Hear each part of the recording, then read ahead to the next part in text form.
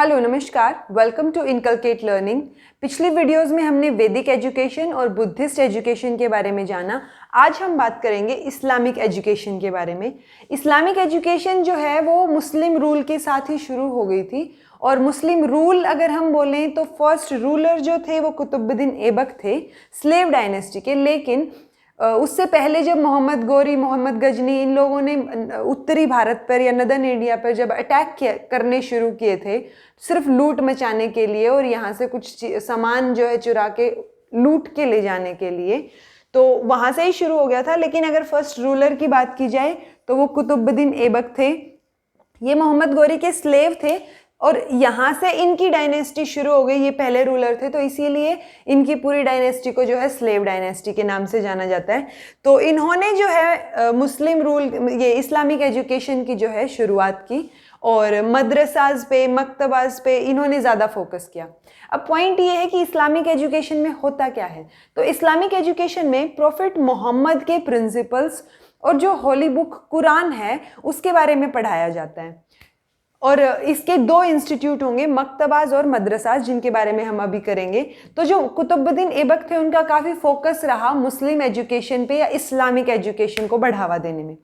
इसके बाद इनके जो और रूलर्स आए स्लेव डायनेस्टी के ही, उन्होंने भी जो है सिर्फ इस्लामी एजुकेशन को ही बढ़ावा दिया। उसके बाद हम बात करते हैं स्लेव डायनेस्टी के बाद खिलजी डायनेस्टी की, जिसमें जलालुद्दीन खिलजी, इनका जो है ये भी इस्लामिक एजुकेशन पे ही ज़्यादा फोकस करते थे और ये खुद भी एक स्कॉलर थे। तो इनका भी काफ़ी फोकस रहा एजुकेशन के डेवलपमेंट पे और उसको बढ़ावा देने पे। लेकिन इसके बाद जो इनके नेक्स्ट रूलर थे अलाउद्दीन खिलजी, ये इनसे बिल्कुल उलट थे और इन्होंने जो है सारी की सारी जो जिन पे मकतबाज और मदरसाज बने होते थे उस लैंड को सीज कर दिया, बेसिकली उस लैंड पे कब्जा कर लिया। तो ये बिल्कुल उलट थे इनके। उसके बाद खिलजी डायनेस्टी के बाद आई तुगलक डायनेस्टी। तुगलक डायनेस्टी ने जो है region wise throughout the region Islamic education को जो है काफ़ी स्प्रेड आउट किया। तो यहाँ पे भी हम इस्लामिक एजुकेशन की डेवलपमेंट के बारे में देख सकते हैं। उसके बाद है लोधी डायनेस्टी। तुगलक के बाद है सैयद डायनेस्टी। सैयद डायनेस्टी का रोल जो है वो नेग्लिजिबल रहा एजुकेशन के फील्ड में। मतलब इन्होंने ना कुछ बढ़ावा दिया लेकिन अलाउद्दीन खिलजी की तरह तबाही भी नहीं मचाई। तो हम बोल सकते हैं कि नेग्लिजिबल और न्यूट्रल रोल रहा कुछ हद तक। उसके बाद है लोधी डायनेस्टी। लोधी डायनेस्टी के भी जो रूलर्स थे वो काफ़ी आर्ट लविंग और जो है एजुकेशन लविंग थे, वो भी स्कॉलर्स थे। तो लोधी डायनेस्टी में भी हम मान सकते हैं कि इस्लामिक एजुकेशन का डेवलपमेंट ही हुआ कुछ हद तक। लेकिन उसके बाद आता है मुगल एम्पायर। यहाँ से एक्चुअल में जो है इस्लामिक एजुकेशन या एजुकेशन अगर हम इन पर्टिकुलर बोले तो उसका फ्लोरिशमेंट शुरू हुआ। यहाँ से जो है एजुकेशन का फ्लोरिशमेंट शुरू हुआ। अब आते हैं सबसे पहले रूलर बाबर। ये खुद एक स्कॉलर थे और ये अरेबिक और पर्शियन स्कॉलर थे लिटरेचर के। इन्होंने खुद की ऑटोबायोग्राफी भी लिखी जिसको हम बाबरनामा के नाम से जानते हैं। तो बाबरनामा के राइटर कौन हुए? बाबर खुद। उसके बाद जो है इनका बेटा हुमायूं, हुमायूं के बाद अकबर। तो इनका भी रोल, ये भी आर्ट लविंग पर्सन थे और इनके रूल में भी जो है इस्लामिक एजुकेशन को बढ़ावा ही मिला। ऑल्दो अगर हम हिस्ट्री की बात करें तो कुछ ज़्यादा समय का इनका रूल रहा नहीं है। लेकिन उसके बाद जब अकबर रूलर बने तो अकबर जो है हिंदू और मुस्लिम, अकबर ने दोनों धर्म के बारे में जाना सबसे, जो भी उस टाइम पे इनके वो होते थे जो उस धर्म के बारे में प्रचार प्रसार करते थे या जो कुरान के बारे में या जो हिंदू स्क्रिप्ट के बारे में ज़्यादा जानते थे, उनसे अकबर ने सारी की सारी चीज़ें जानी कि हिंदू और मुस्लिम धर्म में क्या डिफरेंस है और क्या क्या उनमें अच्छी बातें हैं। तो अकबर ने क्या किया, दोनों में से अच्छी अच्छी बातें उठा के खुद का एक धर्म बनाया, दीन इलाही। यानी इन्होंने सिर्फ हर धर्म से सिर्फ अच्छी चीज़ें उठाई। उसके बाद इन्होंने दीन इलाही जो है अकबर ने बनाया। अकबर ने जो है साइंटिफिक लेवल पे, मतलब अकबर की अगर हम बात करें तो उन्होंने काफ़ी ज़्यादा एजुकेशन को बढ़ावा दिया और सिर्फ इस्लामिक एजुकेशन को दिया ऐसा भी हम नहीं बोल सकते क्योंकि वो इस्लाम में नहीं मानते थे, उन्होंने दीन इलाही में मानते थे। तो उन्होंने एजुकेशन को काफ़ी बढ़ावा दिया। उसके बाद जहांगीर और शाहजहां ने भी जो है एजुकेशन के फील्ड में कोई, मतलब एजुकेशन यहाँ से डाउन नहीं गया, यहाँ तक जो है शाहजहां तक एजुकेशन में डेवलपमेंट डेवलपमेंट ही देखा गया। लेकिन अगर हम बात करें औरंगजेब की, औरंगजेब जो है वो बिल्कुल ऑर्थोडॉक्स थे, इन सबसे बिल्कुल अलग। अकबर ने जो लिबरल पॉलिसीज बनाई थी एजुकेशन को लेके, औरंगजेब ने उन सबको उलट कर दिया, ठीक है। तो यहाँ हम मान सकते, और औरंगजेब के बाद जो है, जब औरंगजेब की डेथ हुई शायद 1707 में हुई थी, कंफर्म आप कर लीजिएगा, तो औरंगजेब की डेथ के बाद जो है मुगल एम्पायर के और जो रूलर आए उनमें कोई वो स्ट्रॉन्ग नहीं थे इतना कि अपना दबदबा बनाए रखें, और यहाँ तक जो है फिर ब्रिटिश भी आ चुके थे, तो भारत जो है वो कॉलोनी बनने की साइड पे ज़्यादा हो गया। तो यहाँ से हम मान सकते हैं इसके बाद जो है मुगल एम्पायर डिक्लाइन हो गया और ब्रिटिश एम्पायर या ब्रिटिश कॉलोनी जो है वो खड़ी हो गई। तो यहाँ से लेके यहाँ तक ये सब चीज़ें थी कि इस्लामिक एजुकेशन का बहुत लंबा पीरियड रहा हो, तो कहाँ से कहाँ तक किसने क्या किया वो हमने इंट्रोडक्शन में अभी पढ़ा। आगे हम बात करते हैं कि मेथड्स ऑफ टीचिंग क्या थे उस टाइम पे। तो मेथड्स ऑफ टीचिंग में दो इंस्टीट्यूट थे, मकतबाज और मदरसाज। मकतबाज में प्राइमरी एजुकेशन पढ़ाई जाती थी, यानी कि प्राइमरी लेवल की एलिमेंट्री एजुकेशन, और मदरसाज में सेकेंडरी और हायर लेवल की एजुकेशन के बारे में पढ़ाया जाता था। मकतबाज जो है उसमें रिसाइटेशन पे, जो कुरान के कलमा होते थे उनके रिसाइटेशन पे ज़्यादा फोकस किया जाता था। तो हम बोल सकते हैं प्राइमरी लेवल पे जो है वो ओरल टीचिंग ज़्यादा फोकस में थी। मदरसाज में जो है हायर एजुकेशन की बात आ गई, तो वहाँ पे डिस्कशन, कॉन्फ्रेंसेस, ताकि आप नॉलेज को स्प्रेड करें, तो वो चीज़ें यहाँ सेकेंड हायर लेवल एजुकेशन में होती थी। उसके बाद जो है हम बात करें मेथड्स ऑफ टीचिंग में, तो अकबर ने जो है अपने टाइम पे साइंटिफिक मेथड्स का इजाद किया था, यानी यहाँ से science, medicine, physical education, astronomy, ये सब बातें जो हैं वो अकबर के टाइम पे शुरू हो गई थी, तो वो भी टीचिंग मेथड्स में ही हम मानेंगे। उसके बाद जो है इस्लामिक एजुकेशन में सेल्फ स्टडी पे काफ़ी फोकस किया गया था, सेल्फ स्टडी को एनकरेज किया जाता था। अगर हम बात करें एम्स ऑफ एजुकेशन की कि इस्लामिक एजुकेशन का ऑब्जेक्टिव क्या था, वो चाहते क्या थे, तो सबसे मेन एम है इनका spreading the light of knowledge, यानी जो आप अपनी होली बुक कुरान पढ़ रहे हैं या प्रॉफिट मोहम्मद के जो प्रिंसिपल्स हैं, आपको उनको ज़्यादा से ज़्यादा स्प्रेड करना है। वो बोलते हैं ना कि ज्ञान जो है वो खुद तक सीमित नहीं रखना है, बांटना है। जो आप धर्म फॉलो कर रहे हो, जिस रिलीजन के आप हो, जो आप उसकी टीचिंग्स और उसकी डॉक्ट्राइन, फिलोसफी, उसके बारे में, उनके प्रिंसिपल्स के बारे में जो आप पढ़ रहे हो, वो आपको सब तक पहुंचानी है। तो सबसे पहला काम जो है इस्लाम का यही माना जाता है कि वो अपनी जो टीचिंग्स हैं उनको स्प्रेड करते हैं जितना हो सके।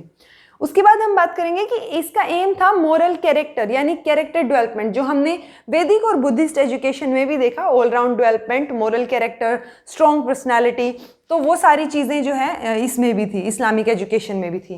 वोकेशनल एजुकेशन पे काफ़ी फोकस किया इस्लामिक एजुकेशन में, क्योंकि आप अपने पैरों पे जितने जल्दी खड़े हो जाएंगे उतना आपके लिए जो है संसार में जीवन व्यतीत करना बेटर रहेगा। तो वोकेशनल एजुकेशन या जॉब की तरफ ओरिएंटेड एजुकेशन के बारे में जो है इनका फोकस रहता था। दूसरा, इनकी जो एजुकेशन थी उसका मेन एम ये भी था कि वो एडमिनिस्ट्रेशन लेवल पे जो है बच्चों को तैयार कर सकें, क्योंकि आगे चल के वो कहीं ना कहीं सेना में या जहाँ भी उनको रूलर बनना है आगे जाके, तो वो एडमिनिस्ट्रेशन लेवल की एजुकेशन की प्रिपरेशन इनको करवाई जाती थी। अगर हम करिकुलम की बात करें कि उनको जो है किस टाइप की एजुकेशन दी जाती थी, तो वही प्रैक्टिकल नॉलेज और रिलीजियस नॉलेज। रिलीजियस नॉलेज में कुरान की तालीम दी जाती थी, कुरान पढ़ाई जाती थी, और प्रैक्टिकल नॉलेज की उनको प्रैक्टिकल लाइफ के लिए जो है वो रेडी किया जाता था। डिसिप्लिन जो है वो वैदिक और बुद्धिस्ट एजुकेशन की तरह स्ट्रिक्ट ही था, लेकिन उनके कंपैरिजन में थोड़ा एक्स्ट्रा स्ट्रिक्ट ही हम मान सकते हैं डिसिप्लिन जो है इस्लामिक एजुकेशन में। अगर हम बात करें इसके सैलिएंट फीचर्स की, तो इसमें कोई एग्जामिनेशन नहीं होता था, यानी कि टीचर जो है वो जब उसका मन करेगा बोलें, या जब उनको लगेगा कि हाँ इसकी एजुकेशन जो है इस बच्चे की वो पूरी हो चुकी है, उसके बाद जो है उनको संसारिक जीवन में भेज दिया जाता था। लेकिन इसमें कोई एग्ज़ाम की पॉलिसी नहीं थी कि आपका बाकायदा एग्ज़ाम हो कि अब आपकी एजुकेशन पूरी हुई है। उसके बाद मीडियम ऑफ इंस्ट्रक्शन जो है वो अरेबिक और पर्शियन था, जैसे उसमें पाली लैंग्वेज था बुद्धिस्ट में, और संस्कृत लैंग्वेज किस में था, वैदिक एजुकेशन में। तो यहाँ पे अरेबिक और पर्शियन लैंग्वेज था। कॉर्पोरल पनिशमेंट, जैसे मैंने बोला था कि यहाँ पे स्ट्रिक्ट था डिसिप्लिन कंपैरेटिवली, उनके कंपैरिजन में ज़्यादा स्ट्रिक्ट था बल्कि, तो यहाँ पे इसलिए स्ट्रिक्ट बोला जा रहा है क्योंकि कॉर्पोरल पनिशमेंट दी जाती थी, यानी आपने कुछ गलत किया है। बल्कि कॉर्पोरल पनिशमेंट तो आज जो है मॉडर्न टाइम में भी अब बैन है, टीचर जो है वो बच्चे को हाथ भी नहीं लगा सकता अगर हम कहें तो। कॉर्पोरल पनिशमेंट उस टाइम पे प्रोमिनेंट थी इस्लामिक एजुकेशन में। इस्लामिक एजुकेशन ने मास एजुकेशन की बात की, जैसा कि हमने पढ़ा कि उनका पहला एम ही ये था कि आपको एजुकेशन स्प्रेड करनी है, तो वो स्प्रेड करना यानी सब तक पहुंचाना, और सब तक पहुंचाने को ही हम मास एजुकेशन बोलते हैं कि आप सबको एजुकेट कर रहे हो। पर्दा सिस्टम थोड़ा प्रोमिनेंट था इसमें क्योंकि गर्ल्स को पढ़ने के लिए एनकरेज किया जाता था, लेकिन प्राइमरी एजुकेशन जो है उनकी, यानी मकतबाज में जो है वो गर्ल्स और बॉयज़ कोएड था, यानी को एजुकेशन मिलती थी, उनको साथ में पढ़ाया जाता था। लेकिन जो उनकी हायर एजुकेशन थी, जो मदरसा में जाके होनी चाहिए थी, वो गर्ल्स के लिए घर पे ही होती थी, और गर्ल्स के लिए पर्दा सिस्टम जो है वो प्रोमिनेंट था। उसके बाद हम बात करें गर्ल्स और बॉयज़ में, बॉयज़ को जो है वो स्पेशल अटेंशन दी जाती थी एजुकेशन के मामले में एज कंपैरिजन टू गर्ल्स। और मिलिट्री एजुकेशन, जैसे हमने यहाँ एडमिनिस्ट्रेशन की भी बात की, तो ये हम बोल सकते हैं कि अकबर ने कुछ हद तक इंट्रोड्यूस किया था। अकबर की पॉलिसीज़ में इस चीज़ का इन्फ्लुएंस दिखता है कि हाँ वो चाहते थे ये चीज़ हो। तो मिलिट्री एजुकेशन जो है वो बॉयज़ को दी जाती थी ताकि आगे चल के वो रूलर और या फिर रूलर की हेल्प कर सकें या अच्छे रूलर बन सकें। अगर हम रोल ऑफ टीचर की बात करें तो जैसे हमने वैदिक एजुकेशन में पढ़ा था या बुद्धिस्ट में भी पढ़ा था कि वैदिक में गुरुकुल्स होते थे जहाँ पे जो टीचर का रेजिडेंस होता था, बच्चे वहीं जाके रहते थे। लेकिन यहाँ पे ऐसा नहीं था, इनका रिलेशन तो कॉर्डियल था, टीचर और प्यूपिल का रिलेशन, लेकिन टीचर का जो घर होता था बच्चे उसमें नहीं रहते थे, उसके टीचर के घर के पास या जो टीचर का रेजिडेंस था उसके पास जो है वो हॉस्टल्स बनाए गए थे और जो है बच्चे वहाँ रहते थे, ना कि टीचर के घर पे। तो this was all about Islamic education. हमने इंट्रोडक्शन पढ़ा कि कहाँ से कहाँ तक जो है इस्लामिक एजुकेशन प्रोमिनेंट थी, हमने उसके सेलिएंट फीचर्स पढ़े और methods of teaching, aims, curriculum, discipline, role of teacher. एक और बात अगर हम जानना चाहें तो मेरिट्स और demerits of Islamic education. Merits में सबसे पहले यही आएगा कि वो मास एजुकेशन जो है वो देना चाहते थे, वो सब तक एजुकेशन और ज्ञान जो है वो फैलाना चाहते थे। वोकेशनल एजुकेशन, मोरल, ये जो एम्स हैं एजुकेशन के, इनके ये हम मेरिट्स मान सकते हैं इनकी। लेकिन डीमेरिट्स में कोई एग्जाम नहीं होता था, क्योंकि आप इवेल्युएट कैसे कर रहे हो बच्चे को अगर आप एग्जाम ही नहीं ले रहे हो, तो ये हम डीमेरिट्स में मान सकते हैं, क्योंकि एग्जाम इज नेसेसरी ना, कि आप इवेल्युएट कर रहे हो, एक इवेल्युएट करने का आप स्टैंडर्ड्स बना रहे हो, पर्टिकुलर तरीका बना रहे हो।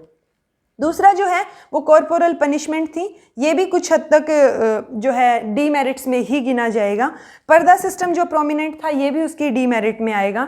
तो this was all about Islamic education. अगर आपको ये वीडियो इन्फॉर्मेटिव लगा हो तो लाइक कीजिए, शेयर कीजिए और सब्सक्राइब कीजिए इनकलकेट लर्निंग को। Thank you so much for watching.